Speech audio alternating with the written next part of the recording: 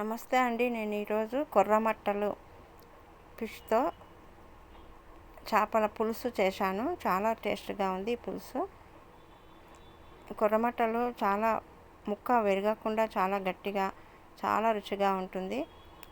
ఈ కొర్రమట్టల చేపల పులుసులో జొన్న రొట్టెలు అయితే చాలా టేస్ట్గా ఉంటుందని ఉదయం జొన్న రొట్టెలు చేశాను. ఈ జొన్న రొట్టెలు బగారా రైస్ చేశాను. బగారా రైసులో మసాలా వేయకుండా పిల్లల కోసం చేశాను కాబట్టి మసాలా ఎక్కువ వేయకుండా చేశాము. ఈ వేడివేడి అన్నంలో కానీ జొన్న రొట్టెలో కానీ ఈ చేపల కూర చాలా టేస్ట్గా ఉంటుంది. చాలా బాగుంటుంది. ముక్క మాత్రం చాలా టేస్ట్గా ఉంటుంది కొర్రమట్ట. దీంట్లో ముళ్ళు ఎక్కువగా ఉండదు. పిల్లలకి తినిపించేటప్పుడు మాత్రం జాగ్రత్తగా తినిపించాలి. ముళ్ళన్నీ ఇట్లా తీసి తినిపించాలి. గొంతులో ఇరుక్కుంటే చాలా కష్టం కాబట్టి పిల్లలకు తినిపించేటప్పుడు పెద్దవాళ్ళే దగ్గరుండి ఇలా తీసి తినిపించాలి. ఎలా చేయాలో చూపిస్తాను. ముందుగా కొన్ని జీలకర్ర ఫ్రెష్గా ఉండాలి కాబట్టి పొడి అప్పటికప్పుడు చేసుకోవాలి. జీలకర్ర, మెంతులు, ధనియాలు 3 బాగా వేయించాలి. దోరగా వేయించి పొడి చేసుకొని పెట్టుకోవాలి. ఈ పులుసుకు చేపలు 2.5 కేజీకి సరిపోను చింతపండును నానబెట్టుకోవాలి. ముందుగా మంచినీళ్ళతో కడగాలి. కడిగిన తర్వాత మళ్ళీ వాటర్ పోసుకొని కొంచెం సేపు నానబెట్టుకోవాలి. చింతపండు నానబెట్టుకుంటే పులుసు బాగా వస్తుంది కాబట్టి కొంచెంసేపు ఒక పావు గంట సేపు నానాలి. ముందుగా నానబెట్టుకోవాలి. ఈ చేపలని బాగా శుభ్రం చేయాలి. శుభ్రం చేయకపోతే మాత్రం రుచిగా ఉండదు కర్రీ. కాబట్టి కొంచెం జొన్న పిండి అయినా ఏదైనా పిండి, ఉప్పు, పసుపు వేసి బాగా రుద్దాలి. చేపల్ని బాగా కడగాలి. చాకుతోటి ఒక్కొక్కటి తీసుకొని బాగా గీకాలి. చాలాసేపు కడగాలి. బాగా ఇలా బండకేసి బాగా రాయాలి. బాగా కడిగితేనే టేస్ట్ వస్తుంది, రుచిగా ఉంటుంది, వాసన రాకుండా ఉంటుంది. కాబట్టి బాగా కడగాలి. ముందుగా చేపలను మాత్రం కడిగి నీళ్ళతోటి బాగా అంతా పోయే వరకు బాగా నీళ్ళతోటి కడిగిన తర్వాత మంచినీళ్ళతో కడగాలి. మళ్ళీ ఇలా తెల్లగా రావాలి వాటరు. అంతవరకు చాలాసేపు కడగాలి. కొంచెం ఉప్పేసి మంచినీళ్ళలో ఉప్పేసి కొంచెంసేపు నానబెట్టి కడిగి తీసి పక్కకు తీసి పెట్టుకోవాలి ప్లేట్లో. ఈ వాటర్ అంతా తీసేసి పక్కకు తీసి పెట్టుకోవాలి.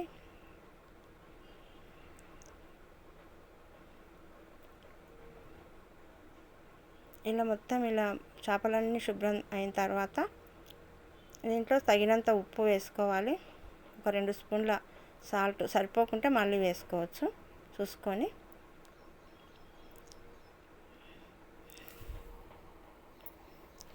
కారం, అల్లం వెల్లుల్లి పేస్టు, కారం సరిపడినంత కారం ఎక్కువ పడుతుంది ఈ చేపల పులుసులో. కారం వేసుకోవాలి. పసుపు 1 స్పూను, జీలకర్ర మెంతుల పొడి, అప్పటికప్పుడు మిక్సీ చేసుకున్న జీలకర్ర మెంతుల పొడిని, ధనియాలు, జీలకర్ర, మెంతులు ఈ 3 కలిపిన పొడిని ఒక 2 స్పూన్లు వేసుకోవాలి. జీలకర్ర మెంతుతోటే ఈ చేపలు రుచి వస్తుంది. ఈ చేపలు మొత్తం అంతా కలిసే వరకు బాగా కలిపి కొంచెం సేపు ఒక పావు గంట సేపు నాననివ్వాలి. ఈ కారం అంతా ఈ చేపలలో పోతుంది కాబట్టి మంచిగా ఇలా బాగా నానే వరకు కొంచెం సేపు నాననివ్వాలి. సేపు ఇలా పక్కకు పెట్టుకోవాలి. ఈ చేపల పులుసుకు సరిపడినన్ని ఉల్లిపాయలు 7 ఉల్లిపాయలు వేస్తున్నాను నేను.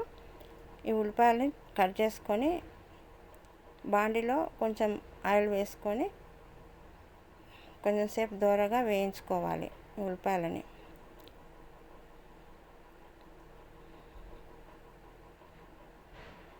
ఆయిల్లో దోరగా మీడియం ఫ్లేమ్లో పెట్టాలి మంట, పెట్టి త్వరగా వేయించుకోవాలి. ఇలా దోరగా వేయించుకొని చల్లారిన తర్వాత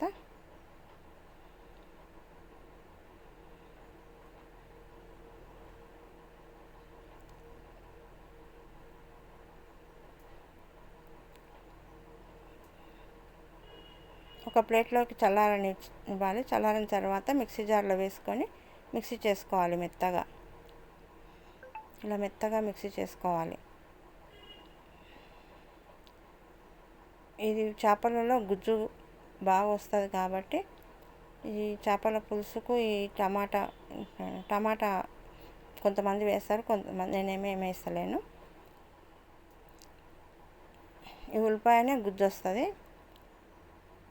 ఒక వెడల్పాటి పాత్ర స్టవ్ మీద పెట్టి ఒక 5-6 స్పూన్ల ఆయిల్ వేసుకోవాలి. ఈ ఆయిల్ ఎక్కువ పడుతుంది చేపల పులుసులో.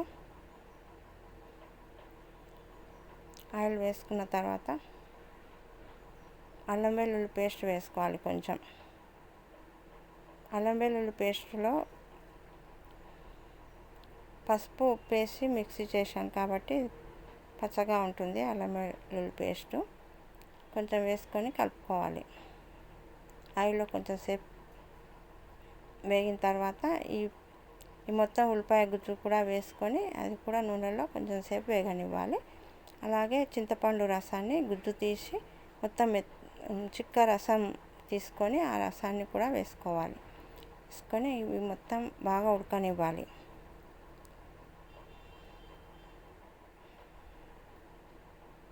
కొంచెంసేపు ఉడకాలి. పచ్చివాసన రాకుండా ఉంటుంది. మంచిగా ఉడకాలి. ఉడికిన తర్వాత ఈ చేపలు కలిపి పెట్టుకున్న చేపల్ని మొత్తం వేసుకోవాలి.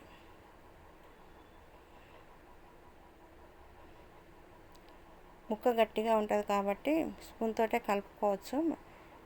ఏం విడిపోవు. ముందుగా బాగా కలుపుకోవాలి. కలుపుకున్న తర్వాత క్లాత్ తోటి కలపాలి. గిన్నె పట్టుకొని కలపాలి. ఇప్పుడు మాత్రం బాగా ఇలా మొత్తం అంతా కలిసే వరకు కలుపుకోవాలి.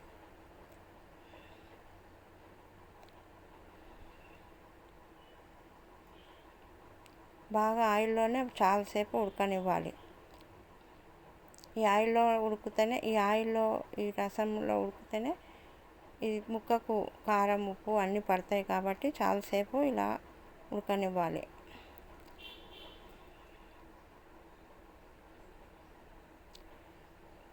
ఇలా మూత పెట్టి ఉడికిన తర్వాత కొంచెం కొబ్బరిను మిక్సీ జార్లో వేసుకొని మిక్సీ పెట్టుకొని కొబ్బరి పొడిని వేసుకోవాలి.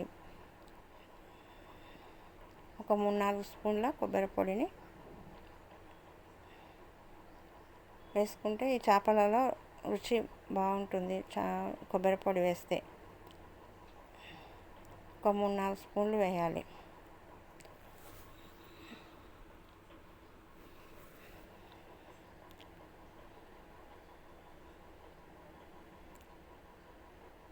వేసి అంతా కలిసే వరకు బాగా కలపాలి.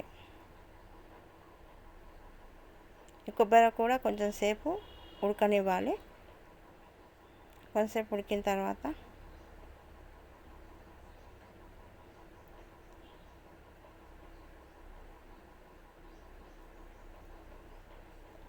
మూత పెట్టి కొంచెంసేపు బాగా చిన్న మంట మీడియం ఫ్లేమ్లోనే పెట్టాలి.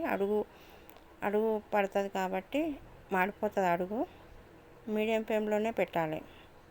చిన్న మంట పైననే ఉడికితే టేస్ట్ వస్తుంది. ఇలా ఉడికిన తర్వాత మిగతా చింతపండు గుజ్జులో ఉన్న రసాన్ని మొత్తం తీసి ఇలా మొత్తం రసం ఎంత కావాలో అంత పోసుకోవాలి. చిక్కగా అంటే చిక్కగా వేసుకోవాలి. కొంచెం జోరుగా అంటే జోరుగా వేసుకొని ఉడకనివ్వాలి. ఇలా జొన్న రొట్టెలో తింటాం కాబట్టి కొంచెం రసం ఉంటేనే టేస్ట్ ఉంటుంది. ఇది బాగా ఉడుకుతుంటే కొత్తిమీర వేసుకోవాలి. ఇలా బాగా ఉడకనియాలి చాలాసేపు. చేపలు తొందరగా ఉడుకుతాయి కానీ చాలాసేపు ఉడికితేనే చేప రుచి వస్తుంది. దించే ముందు ధనియాల పొడి కొంచెం వేసుకొని ఇంకా కొంచెం సేపు ఉడకనిచ్చి దించుకోవాలి. ఇది చాలా బాగుంటుంది ఈ చేపల కూర. వేడివేడి అన్నంలో అయినా జొన్న రొట్టెలో అయినా చాలా టేస్ట్గా ఉంటుంది. ఈ కొర్రమట్టలు అయితే దీంట్లో ముళ్ళు ఉండవు. పిల్లలకైతే మంచిగా తినిపించనీకే చాలా ఈజీగా ఉంటుంది. విడిపోకుండా ఉంటాయి. ఈ జొన్న రొట్టెలు అయితే చాలా బాగుంటుంది. జొన్న రొట్టెల్లో ఉదయం అయినా తినొచ్చు, సాయంత్రం అయినా తినొచ్చు జొన్న రొట్టెలు. ఇలా ఈ వీడియో మీకు నచ్చినట్లయితే లైక్ చేయండి, షేర్ చేయండి, సబ్స్క్రైబ్ చేయండి.